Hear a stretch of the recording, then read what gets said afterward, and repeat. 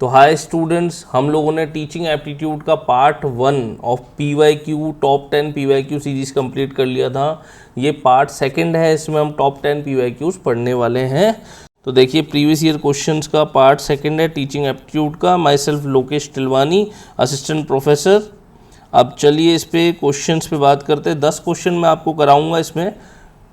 Question number 1 to 10 हम लोग कर चुके हैं पार्ट 1 के अंदर। 11 से लेकर 20 तक हम लोग पार्ट सेकंड में करने वाले हैं।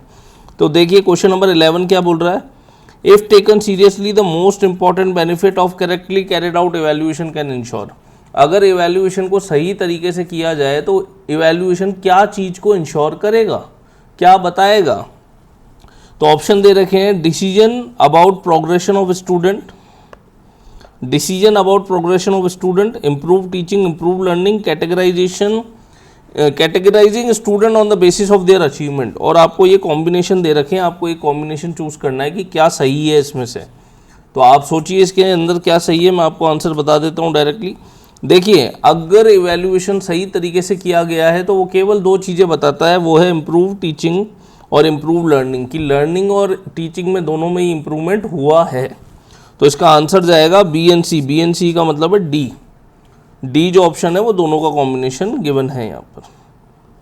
देखिए ये एक्सप्लेनेशन दे रखा है, करेक्ट आंसर डी है। एक्सप्लेनेशन क्या है, when evaluation is taken seriously it serves to improve teaching method and enhance learning outcome. Correct evaluation practice help teacher modify their instruction strategy and enable student to understand their strength and weakness for better academic performance rather than merely categorizing students only deciding progression. यानी progression के आधार पर उनको categorise नहीं किया जा सकता, वो सही इवैल्यूएशन नहीं है। क्वेश्चन नंबर 12 देखिए क्या बोल रहा है, skill to face the job interview and getting employed are part of. अब सुनिए मेरी बात, कह रहा है आप एक जॉब इंटरव्यू में गए, आपकी स्किल ने, आपके पास जो भी स्किल्स हैं उसने आपकी हेल्प की जॉब इंटरव्यू को अच्छा करने के लिए। तो ये कौन सी स्किल है इन चारों में से। आप इंटरव्यू में बैठे हो, इंटरव्यू में आपकी जॉब ज़्यादा चांसेस है लगने के क्योंकि आपके अंदर कुछ पर्टिकुलर स्किल है। तो वो कौन सी स्किल होगी, यानी इन सब में से कौन सी स्किल में काउंट होगा उसको। Livelihood skill, life skill, soft skill, learning skill, कौन सी स्किल है। तो मैं आपको आंसर बता देता हूँ, आंसर है सॉफ्ट स्किल। सॉफ्ट स्किल से ही आपकी एक अलग पहचान वहाँ पर बन सकती है और वो सॉफ्ट स्किल जो है आपको हेल्प करती है इंटरव्यू को क्लियर करने में। करेक्ट आंसर 3 है। एक्सप्लेनेशन क्या है, skill required to face job interview and secured employment involve interpersonal and communication ability. आपकी कम्युनिकेशन एबिलिटी किसके अंदर आती है, सॉफ्ट स्किल, उसी से तो जॉब इंटरव्यू क्लियर करोगे। That are classified as soft skill which enhance professional interaction and presentation, which enhance professional interaction and presentation. चलिए आगे बात करते हैं क्वेश्चन नंबर 13 की। क्वेश्चन नंबर 13 की क्या बोल रहा है, the content of Swayamprabha channel 11 with the theme of social science and humanities are provided by. तो देखिए, सोशल साइंसेस और ह्यूमैनिटीज़ के जितने भी कोर्सेज हैं, मैं आपको पहले भी बता चुका हूँ, वो कौन डालता है, इग्नू डालता है। कौन डालता है, IGNOU, Indira Gandhi National Open University. Correct answer B है इसका। एक्सप्लेनेशन देखिए, IGNOU Indira Gandhi National Open University is a premier institution offering distance education in India. It is specialized in a wider range of discipline including social science and humanities. For Soraba Channel 11, IGNOU curates and providing high quality education content related to these fields. ठीक है, सोराबा channel 11 में इग्नू क्या करता है, humanities के high quality content डालता है। CEC new Delhi क्या करता है, while the consortium of educational communication CEC produce educational content, it is primarily associated with the other channel with the Swayamprabha network. Swayamprabha network से कनेक्टेड है ये चैनल 11 से कनेक्टेड नहीं है CEC। IIT Delhi, IIT Madras क्या करते हैं, these institute focus on engineering, technology and science education. तो ये तो उसका डालते ही नहीं है भाई, IIT तो इंजीनियरिंग के है ना। IIT मद्रास, IIT दिल्ली, ये तो इंजीनियरिंग के हैं, ये तो क्या करते हैं, ह्यूमैनिटीज़ का कोर्स तो डालते ही नहीं है। तो अपना करेक्ट आंसर कौन सा था, इग्नू। चलिए आगे बढ़ते, क्वेश्चन नंबर 14 देखिए, in a biology class a teacher want to conduct a formative assessment. Formative assessment जो कि पढ़ाने के दौरान ही लिया जाता हो, कंटिन्यूस इवैल्यूएशन है, टू जॉज student understanding of cell structure and function. दिमाग के सेल स्ट्रक्चर और फंक्शन को और ज़्यादा मजबूत करने के लिए विच of the following tools would be the most effective creating interactive quizzes. बस यहीं पे ध्यान देना छोटा सा। देखो क्या बोल रहा है, creating interactive quizzes and immediate feedback. बस ये दो चीज़ें हो जाए जिसके अंदर वो बता दो आप, किसके अंदर हम क्विज बना सकते हैं, क्विजेस बना सकते हैं और हम उनसे फीडबैक भी ले सकते हैं साथ के साथ में स्टूडेंट से फीडबैक ले ले, साथ के साथ में क्विजेस बना ले। ऐसा हम कहाँ कर सकते हैं, तो ऐसा हम कर सकते हैं, आपको पता ही होगा, एक तो गूगल फॉर्म में सबके दिमाग में आ रहा है, ये तो सही है। अडोबे इलस्ट्रेटर नहीं होता, कहूट होता है। कहूट क्या है, कहूट एक गेम बेस्ड क्विजेस का ऐप है, वेबसाइट है, जो भी मान लो। गेम बेस्ड मतलब आप क्विज कैसे दे सकते हो, गेम की तरह क्विजेस चलेंगे इसके अंदर। ऑडासिटी नहीं है और कैम्टासिया भी नहीं है, मतलब ए एंड सी आपका करेक्ट आंसर होगा सी, ऑप्शन में आपको दिख रहा है। चलिए आगे बढ़ते हैं। देखिए करेक्ट आंसर इसका है सी। एक्सप्लेनेशन क्या है, to create interactive quizzes with immediate feedback the most effective tool are Google form और कहूट। कहूट क्या है, game based learning platform use to create quizzes student through interactive quizzes. Game based learning platform है ये, याद रखिएगा। Question number 15 देखिए अब next question क्या बोलता है, given below are two statement. Statement 1 बोल रहा है in teacher centre learning the teacher gives up the traditional decision making role and choose instead the role of facilitator वो फोकस ऑन स्टूडेंट फीलिंग। क्या बोल रहा है, in teacher centre learning the teacher gives up the traditional decision making. अब मेरे को एक बात बताइए कि टीचर सेंटर लर्निंग में जो एक टीचर है, क्या वो ट्रेडिशनल मेथड ऑफ लर्निंग या ट्रेडिशनल डिसीजन मेकिंग छोड़ देगा? नहीं, ये तो गलत हो गया, क्योंकि टीचर सेंटर मेथड जो है वो तो है ही ट्रेडिशनल, वो मॉडर्न है ही नहीं। तो मतलब ये तो यही लाइन पे ही गलत हो गया, आगे पढ़ने की जरूरत नहीं है मेरे को। स्टेटमेंट सेकंड देखो क्या बोल रहा है, स्टेटमेंट सेकंड बोल रहा है in learner centre method teacher attempt to see the world as the student see it, यानी स्टूडेंट के पर्सपेक्टिव से दुनिया को देखना। तो ये बिल्कुल सही है। ये किसके अंदर आता है, अपना आता है करेक्ट के अंदर। तो फर्स्ट तो क्या हो गया, इनकरेक्ट हो गया, सेकंड क्या हो गया, करेक्ट हो गया। ये इनकरेक्ट है, ये करेक्ट है, तो आंसर क्या बनेगा, option number D. Statement 1 is incorrect, statement second is correct. देखिए करेक्ट है डी। एक्सप्लेनेशन मैंने लिख भी रखा है, वैसे मैंने आपको समझा ही दिया है। चलिए आगे बढ़ते हैं। Question number 16, given below are two statement. Statement 1, statement second. First में क्या बोल रहे हैं, स्टेटमेंट में learner center approach is center on teacher need. अब एक बात बताइए, लर्नर सेंटर अप्रोच जो है वो टीचर की नीड की वजह से होता है क्या? इसमें सेंटर जो होता है टीचर की नीड होती है कि नहीं? वो तो टीचिंग अप्रोच में होती है, टीचर सेंटर्ड अप्रोच में होती है। अब अगला बोल रहा है, देखिए statement second, learner center approach is centred on cooperative determination of subject matter. Cooperative determination of subject matter का मतलब है स्टूडेंट टीचर दोनों कंबाइन ना करके काम करते हैं किसी पर्टिकुलर सब्जेक्ट पे, जो कि बात बिल्कुल सही है, ये बिल्कुल राइट है। तो आपका करेक्ट आंसर वही वापस दी जाएगा। Statement first is incorrect but statement second is correct. बताइए यहाँ तक समझ में आ गया क्या, कोई दिक्कत है क्या? चलिए आगे बढ़ते हैं।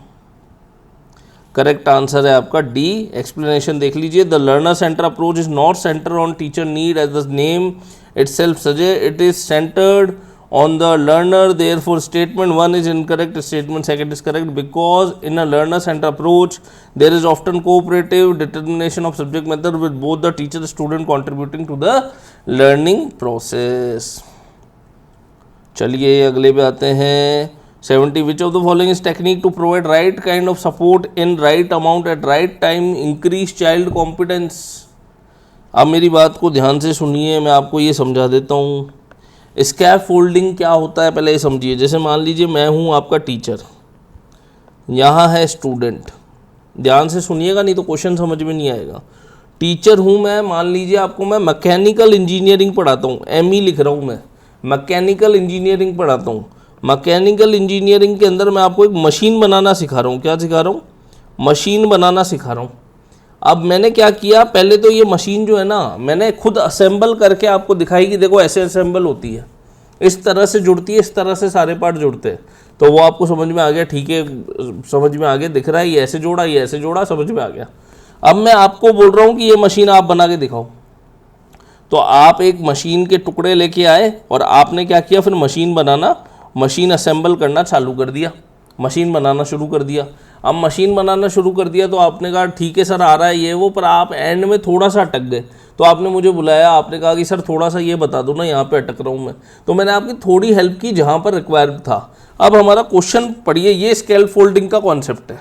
अब हमारा क्वेश्चन पढ़िए, क्वेश्चन क्या बोल रहा है, क्वेश्चन बोल रहा है in which of the following technique to provide right kind of support, right kind of support यानी टीचर सपोर्ट करता है, राइट काइंड ऑफ सपोर्ट है इन राइट अमाउंट यानी ज़्यादा नहीं कर रहा, सिर्फ जितना जरूरी है उतना ही कर रहा है, at the right time to increase child competence. तो क्या होगा, ये होगा स्कैफोल्डिंग। अभी आपको समझाया, ये किस चीज़ में आएगा, स्कैफोल्डिंग के अंदर आएगा, याद रख लीजिएगा।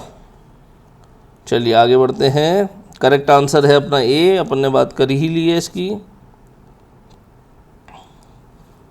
स्वयं Prabha is educational learning, next question है अपना, देख लीजिए। स्वयं Prabha is an education learning platform initiated by dash that is available 24/7 through 34 DTH channel. किसके द्वारा स्वयं प्रभा इनिशिएट किया गया था, किसके द्वारा किया गया था जी, ministry of education, ministry of human resource and development के द्वारा, जिसको मिनिस्ट्री ऑफ एजुकेशन भी अब बोला जाता है। ये तो हम सबको पता ही होगा, बड़ा आसान सा क्वेश्चन था, ऐसे क्वेश्चन आ जाए तो चाहिए ही क्या। देखिए करेक्ट आंसर ए है, हम लोग इसके बारे में पढ़ चुके हैं, आगे चलते हैं। A learner combine his her previous scheme or modify them as per new experience. The process of combining, modifying existing schemas and to arrive new scheme is known as। अब देखिए क्या बोल रहा है, a learner combine his her previous schemas और modify them as per the new experience। इसको क्या बोलते हैं, यानी पुरानी कोई नॉलेज मेरे पास है, उसमें मैंने कुछ नई नॉलेज ली। अब मेरी बात ध्यान से सुनना, मेरे पास कोई पुरानी नॉलेज है, मैंने कोई न्यू नॉलेज ले ली, उस न्यू नॉलेज की वजह से मेरी पुरानी नॉलेज चैलेंज हो गई और मैं किसी अलग कंक्लूजन पे पहुंच गया। मैं पहले सोचता था भगवान नहीं है, लेकिन कोई संत मिले, उससे बात की, अब समझ में आता है भगवान है, अब लगने लगा है भगवान है। तो अब ये ऐसा कैसे लग रहा है मेरे को, ये चेंज कैसे हो रहा है, ये स्कीमा चेंज कैसे हो रहे हैं, मैं न्यू रिजल्ट पे अराइव कैसे कर रहा हूँ, तो इसको बोला जाता है अकोमोडेशन। क्या बोला जाता है, अकोमोडेशन। अब इसके बारे में थोड़ा सा पढ़ भी लेते हैं, मैंने पढ़ाया भी था वैसे। Correct answer A explanation. देखिए accommodation is a term of Piaget theory of cognitive development. It refer to the process of changing one's mental model to accommodate new experience. Assimilation on the other hand. अब देखिए accommodation तो समझा दिया, क्या बोलता है कि once mental model to accommodate new, accommodate मतलब जगह बनाना, अकोमोडेट मतलब जगह बनाना। तो आप नई नॉलेज कब लेते हो, जब आपके दिमाग में उसके लिए जगह बनाओगे, अलाउ करोगे, तभी तो वो आएगी। मतलब ये कौन सा कॉन्सेप्ट था, अकोमोडेशन। अब बता रहा हूँ असिमिलेशन क्या होता है। Assimilation on the other hand involve incorporating new experience into existing mental model without changing them. मतलब हम इन्वॉल्व करते, इनकॉर्पोरेट करते न्यू एक्सपीरियंस को, लेकिन पुरानी बिलीव्स को हम लोग नहीं छोड़ते हैं, पुराने बिलीव सेम रहते हैं। आगे देखिए, which of the question number 20 which of the following curriculum development model comes under the technical scientific model, comes under the technical scientific model। तो आपने नाम सुना होगा हिल्डा टीबा। क्या नाम है इसका, ये है हिल्डा टीबा। अब देखिए पहले तो क्वेश्चन को समझो, क्वेश्चन क्या बोल रहा है, कह रहा है कौन सा साइंटिफिक मॉडल है करिकुलम डेवलपमेंट के लिए, बस इतना सा बोल रहा है ये।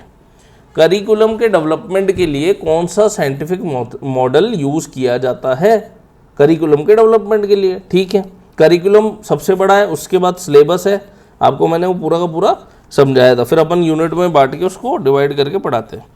तो हिल्डा टाबा एक आदमी था, हिल्डा टाबा एक आदमी था। देखिए मैंने इसमें लिख भी रखा है, आपको वही पढ़ा देता हूँ सीधा।